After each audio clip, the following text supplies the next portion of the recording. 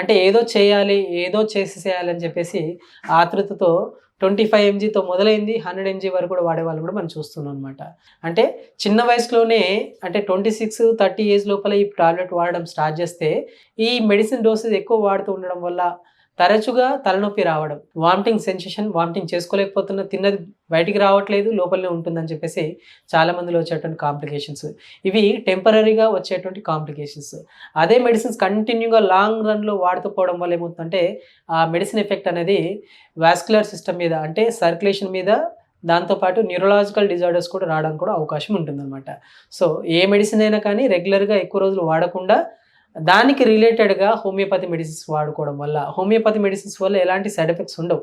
ఇవన్నీ కూడా natural preparations. Medicines వాడకపోతే నేను చేయలేకపోతున్నాను వాళ్ళకి కూడా చాలా చక్కటి సొల్యూషన్ హోమియోపతి వైద్యం అనమాట. సో, ఏదో ఆన్ కౌంటర్ టాబ్లెట్ వాడుతున్నాను, ఈ రోజుకి ఈ రోజు అయిపోయింది అని చెప్పేసి, ఈరోజు సంతోషం పొందానని అనుకోవడం కాదు. రెగ్యులర్‌గా లైఫ్ లాంగ్ కూడా హ్యాపీ ఉండేలాగా హోమియోపతి మెడిసిన్స్ వాడడం వల్ల చేసుకోవడానికి అవకాశం ఉంటుంది.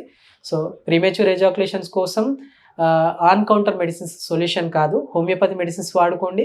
ఖచ్చితంగా ఆ ప్రాబ్లమ్ ఏంటి, రూట్ కాజ్ ఏంటనేది గుర్తించి ట్రీట్మెంట్ అందించడం వల్ల, అండ్ సెకండరీ ఇంకేదైనా ప్రాబ్లమ్ ఉన్నాయా, అండర్‌లైన్ కాజ్ ఇంకేమైనా ఉందా అనేది కూడా గుర్తించి, ఒకవేళ అలా ఏమైనా ప్రాబ్లమ్స్ ఉన్నా కానీ వాటికి కూడా మనం ట్రీట్మెంట్ అనేది అందించడం జరుగుతుందనమాట.